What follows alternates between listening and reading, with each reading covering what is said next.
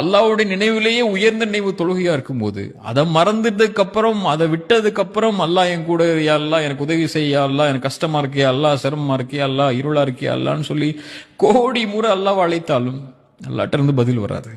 இப்போ ஒரு மனிதனுக்கு அல்லாஹ் கொடுக்கக்கூடிய தண்டனையிலேயே மிகப்பெரிய தண்டனை அவனுடைய அன்புல அவனை விட்டு அல்லாஹ் தூரமாகிறது. அப்படி செய்யணுமா, அல்லாஹ் உங்களை விட்டு தூரமாகணுமா, ஒரே ஒரு செயலை செஞ்சுருங்க, அல்லாஹ் உங்களை விட்டு தூரமாயிருவான். தொழுகை விட்டுருங்க. அல்லாஹ் உள்ளச்சத்தோடு பயப்படக்கூடியவங்களுக்கு தொழுகை மிக முக்கியமான அடிப்படையான ஒரு ஆயுதம். அவங்களுக்கு அதை எடுத்துக்கொள்வாங்க. சோதனை வரும்போது அல்லாஹ் முன்னாடி போய் நின்றுவாங்க. அல்லாஹ்வை கரெக்டான முறையில் அஞ்சு நேரம் தொழுகையில கவனம் செலுத்தி அதில் தன்னை ஈடுபட்டு எப்படியாவது சோதனையிலிருந்து வெளியே வர்றதுக்குள்ள வழிகளை தேடிக்கொள்வாங்க. அல்லாஹ்வை மறுக்கக்கூடியவங்க தான் அல்லது அல்லாஹ்வை மறக்கக்கூடியவங்க தான் பாவங்கள்ல போய் தன்னுடைய வாழ்க்கையில் இருக்கக்கூடிய சோகங்களுக்கோ பிரச்சனைகளுக்கோ வழி தேடி அதையும் தங்களுடைய வாழ்வில் இருளுக்குள்